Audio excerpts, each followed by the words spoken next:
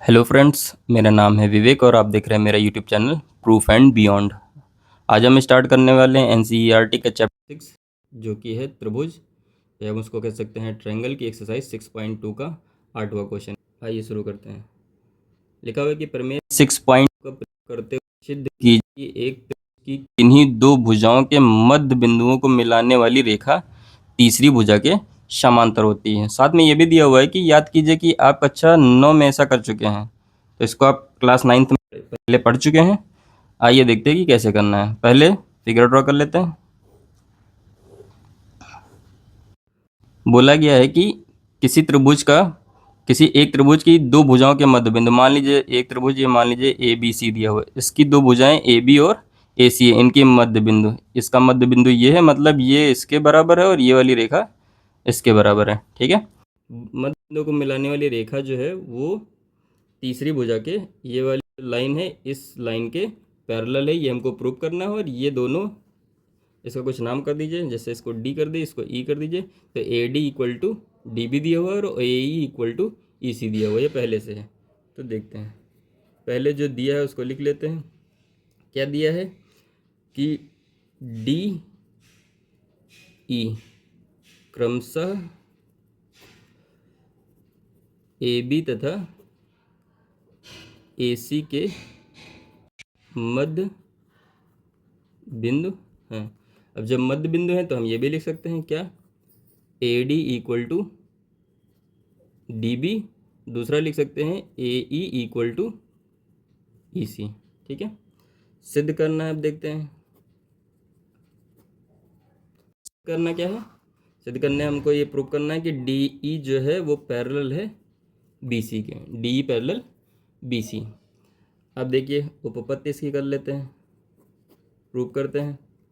अब देखिए प्रूफ के लिए आपको पहले से ये दिया हुआ है, जो दिया है उसको लिख लेते हैं। जैसे लिखा हुआ है A D equal to D B, ये देखिए इधर अगर इसके साथ में हम 1 का गुणा कर ले, ये गुणा में हो जाएगा, इसको इधर भाग में हम भेज सकते हैं, भेज देते हैं। देखिए A D upon D B equal to 1, या इसको हम ये लिख सकते हैं कि चाहे 1 लिख लीजिए या 1:1 लिख लीजिए, ये 1 हो जाएगा। ये क्या था, ये दिया है, गिवन है। ठीक है, दूसरा चीज़ हमको दिया हुआ है ए ई इक्वल टू ए सी ई सी।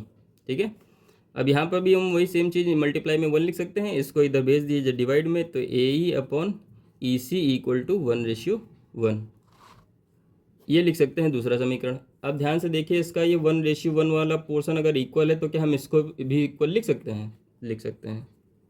समीकरण 1 व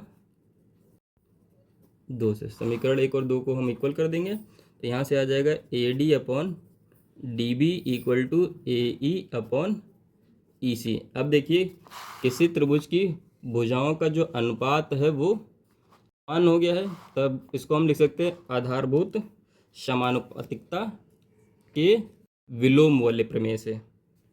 ठीक है, क्या लिख सकते हैं, उसके बाद हम ये सीधे लिख सकते हैं कि यहाँ से जब उनकी भुजाओं का अनुपात बराबर हो गया तो हम लिख सकते हैं कि डी ई जो होगी वो पैरेलल होगी बी सी, और इसका जो रेफरेंस देंगे वो क्या देंगे, आधारभूत समानुपातिकता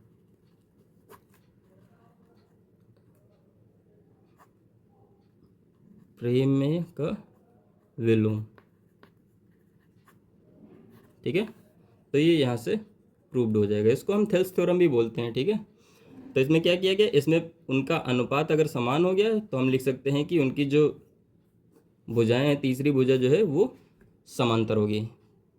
इसके पहले जो प्रमेय में दिया गया है कि उनकी भुजा अगर समान है तो उनका अनुपात जो है इक्वल होता है, और यहाँ पर क्या हो गया, उसी का उल्टा हमने प्रूव कर दिया कि अगर उनका अनुपात इक्वल है तो वो भुजाएं भी कैसी होंगी, समांतर होंगी। ठीक, तो ये हो गया आपका 8वां क्वेश्चन। आइए इसका क्वेश्चन 9 करते हैं। देखिए लिखा हुआ है कि ए बी सी डी एक समलंब है जिसमें A B parallel D C है। आइए एक समलंब चतुर्भुज भैया बना देते हैं। समलंब की एक ही प्रॉपर्टी होती है कि भुजाओं का जो एक पेयर है वो पैरेलल होता है। ठीक है, ये समलंब चतुर्भुज बन गया। फिर लिखा हुआ है तथा इसमें ए बी नाम कर दीजिए, ए बी सी डी, इसमें लिखा हुआ है A B parallel D C, ये वाली लाइन इस लाइन के पैरेलल है, ठीक है, जो कि इसकी प्रॉपर्टी होती है, तथा इसके विकर्ण परस्पर बिंदु ओ पर। अब विकर्ण बना लेते हैं, ये पहला विकर्ण और ये दूसरा विकर्ण। बोला गया विकर्ण परस्पर बिंदु ओ पर, इसका नाम, जहाँ पर ये दोनों मिल रहे हैं इसका नाम ओ रख देते हैं, पर प्रतिच्छेद करते हैं। फिर हमको दर्शाना है कि A O upon B O equal to C O upon D O, ठीक है। ये आपको क्वेश्चन दिया गया है। आइए इसको स्टार्ट करते हैं। पहले जो दिया हुआ है उसको लिख लेते हैं। दिया है, क्या क्या दिया गया है? पहले दिया है समलंब चतुर्भुज ए बी सी डी, ठीक है, जिसमें और क्या पता है, A B parallel D C, ये आपको दिया गया है। अब देखिए सिद्ध करना है, क्या सिद्ध करना है? सिद्ध करना है A O upon B O equal to C O upon D O, ये दिया हुआ है, सिद्ध करना है। अब देखिए इसमें आपको रचना करनी पड़ेगी। रचना क्या करनी पड़ेगी? आपको क्या करना पड़ेगा, यहाँ से एक लाइन इसको पैरेलल लाइन आपको बनानी पड़ेगी, ठीक है। इसका कुछ नाम रख दीजिए ई, ए बी सी डी तक हो ही चुका था, इसका नाम ई रख दीजिए। रचना में आप लिख देंगे कि ई ओ पैरेलल ए बी कर लीजिए, क्योंकि ए बी पैरेलल ही है डी सी के, तो ए बी, या इसको हम ये पैरेलल डी सी, ये तीनों भी लिख सकते हैं। तो हमने क्या किया, एक ईवल लाइन बना दी ई ओ, जो ए बी के पैरेलल हो या डी सी के पैरेलल हो, ठीक है। अब देखिए उपपत्ति। उपपत्ति में आपको दिया गया त्रिभुज ए डी सी में, देखिए इसमें लिखा हुआ है कि ओ ई पैरेलल डी सी होगा, जो कि आपने अभी यहाँ बनाया है, ओ ई पैरेलल डी सी। ये वाली लाइन अगर इस लाइन के पैरेलल हो जाएगी तो हम देखिए इस त्रिभुज को ए ई ओ और ए डी सी, उसमें हम थेल्स थ्योरम, ये या हम ये कह सकते हैं कि आधारभूत समानुपातिकता प्रमेय लगा देंगे। आधारभूत समानुपातिकता प्रमेय से जब एक लाइन दूसरे लाइन के पैरेलल हो जाती है और एक एंगल कॉमन हो जाता है, तो हम ये लिख सकते हैं कि उनकी भुजाओं का अनुपात कैसा है। जैसे ये देखिए A E upon E D equal to A O upon C O, ये पहला समीकरण, ठीक है। फिर अब देखिए दूसरी बार हम देख लेते हैं। फिर लिखा हुआ ट्रायंगल ए बी डी में, अब क्या लेते हैं, ट्रायंगल ए बी और डी, इस वाले ट्रायंगल में यहाँ से भी देखिए क्या है, ई ओ पैरेलल ए बी है, ये वाली लाइन इस लाइन के पैरेलल है। अब जब पैरेलल है तो ये वाला देखिए एक एंगल कॉमन हो गया, इस वाले ट्रायंगल डी ओ ई और डी बी ए में ये वाला एंगल कॉमन हो गया, तो हम यहाँ भी आधारभूत वही लगा देंगे, बीपीटी इसको बोलते हैं, आधारभूत समानुपातिकता में से। जब ई ओ पैरेलल ए बी के दिया हुआ है तो हम लिख सकते हैं कि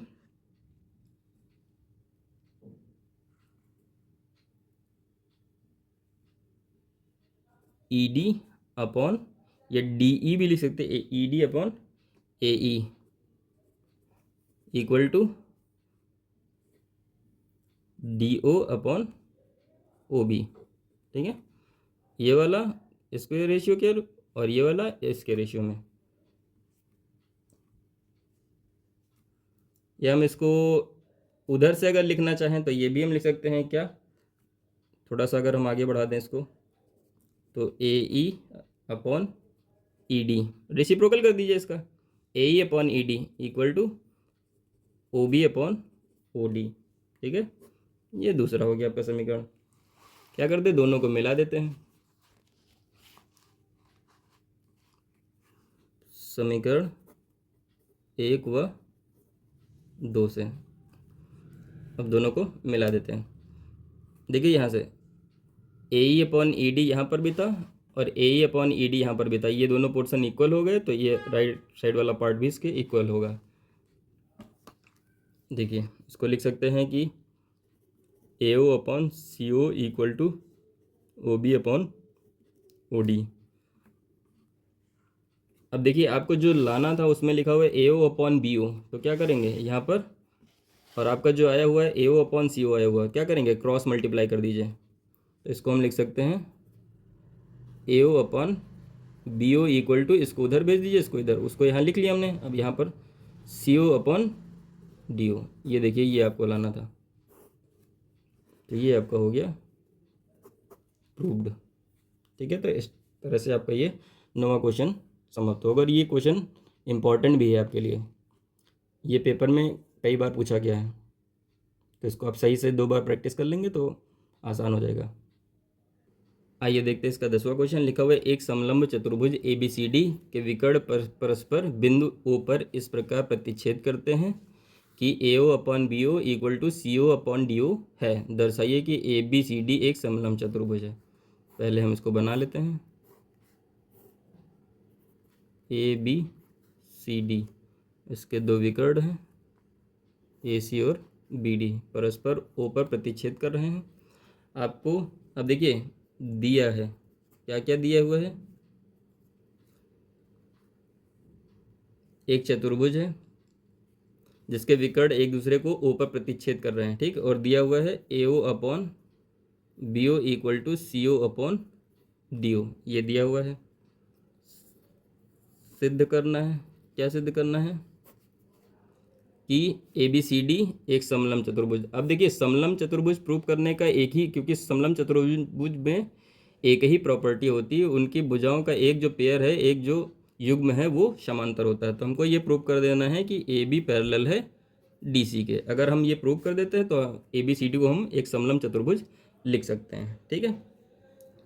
इसमें भी आपको रचना करनी पड़ेगी। रचना में क्या करना पड़ेगा, इसको मिला देते हैं, इसका कुछ नाम कर दीजिए, ईओ को मिलाया, और ईओ क्या हो जाएगी, ईओ पैरेलल डीसी के पैरेलल खींच लो, या फिर हम उसको कह सकते हैं ए बी के पैरेलल खींच लेते हैं। ये अपने पास से हमने किया है कि ईओ को ए बी के पैरेलल कर लीजिए या ईओ को डीसी के पैरेलल कर लीजिए, किसी एक के इक्वल करना पड़ेगा, या कर लीजिए ईओ को डीसी के पैरेलल या फिर ए बी के पैरेलल है, ठीक है। देखिए उसकी उपपत्ति करते हैं।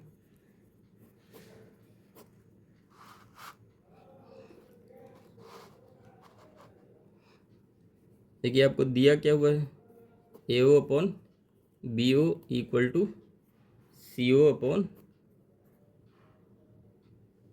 डी ओ, ये आपको दिया हुआ है। अब देखिए त्रिभुज ए डी बी में क्या करें, मूलभूत समानुपातिकता प्रमेय से, देखिए इसमें हम लिख सकते हैं D E upon E A equal to O D upon B O. देखिए D E upon E A equal to O D upon O B, ये आप लिख सकते हैं। क्यों लिख सकते हैं, क्योंकि ये क्या था, ओ ई पैरेलल है ए बी के, यहाँ पर आपने अभी इसको रचना की है इसकी, ठीक है। साइड में चाहे तो आप लिख सकते हैं रचना से, और उसको ब्रैकेट में लिख दीजिए ई ओ पैरेलल ए बी, ठीक है। ये आपने किया तो आप उसके माध्यम से हम ये लिख सकते हैं। या फिर हम इसको थोड़ा सा और आगे अगर बढ़ा के लिखना चाहें तो हम ये भी लिख सकते हैं, क्या, ई ए, इसका रेसिप्रोकल मतलब इसका व्युत्क्रम करके लिख देते हैं, E A upon D E equal to B O upon O D, ठीक है।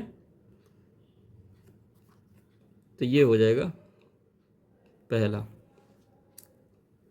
समीकरण। अब क्या करेंगे, अच्छा नहीं, इसको आप क्या कर लीजिए, इसको पहला मान लीजिए और इसको दूसरा मान लीजिए।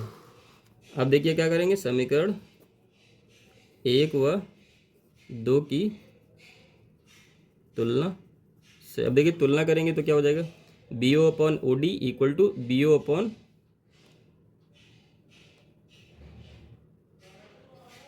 ए ओपन, यहाँ से अब क्रॉस मल्टीप्लिकेशन करके थोड़ा सा आगे बढ़ा के फिर करेंगे, क्योंकि कंपैरिजन करने के लिए एक जैसा होना चाहिए। अब देखिए यहाँ पर क्रॉस मल्टीप्लाई कर लेंगे तो लिख सकते हैं ए ओ अपॉन, इसको यहाँ पर लेंगे A O upon C O equal to, ये हो जाएगा बी ओ अपॉन डी ओ।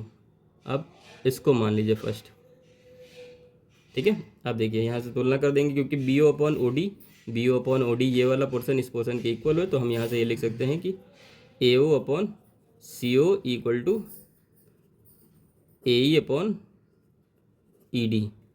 यहाँ से ये आ गया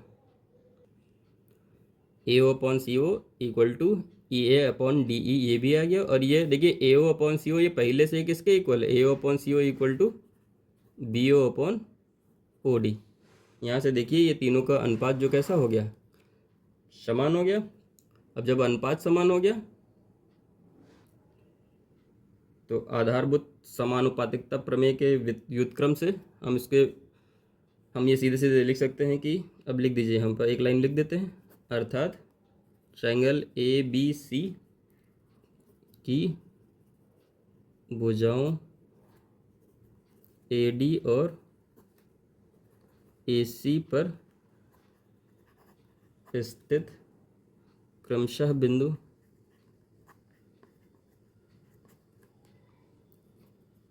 ई और ओ इनको एक ही अनुपात में बांटते हैं।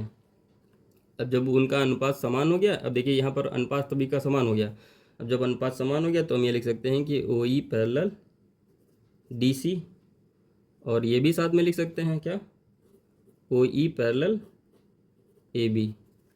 यहाँ पर देखिए ओ ई पैरेलल हो जाएगा डी सी के और ओ ई पैरेलल हो जाएगा ए बी के, जब उनके अनुपात समान हो जाएंगे तो, ठीक है। तो यहाँ से हम ये भी लिख सकते हैं कि ए बी पैरेलल, अब देखिए यहाँ से ओ ई पैरेलल डी सी के और ओ ई पैरेलल ए बी के है, तो डी सी यहाँ भी, डी सी और ओ ई यहाँ पर भी, ओ ई यहाँ पर भी, तो डी सी भी पैरेलल हो जाएगा किसके, तो A B parallel D C. यही आपको प्रूव करना था।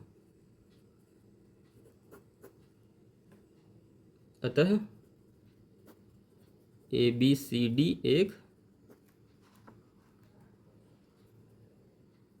समलंब चतुर्भुज है। ये हो गया आपका क्वेश्चन कंप्लीट। उम्मीद करते हैं कि ये एक्सरसाइज आपको समझ में आई होगी। अगर इससे रिलेटेड कुछ डाउट है तो आप हमारे कमेंट सेक्शन में जाके पूछ सकते हैं। धन्यवाद।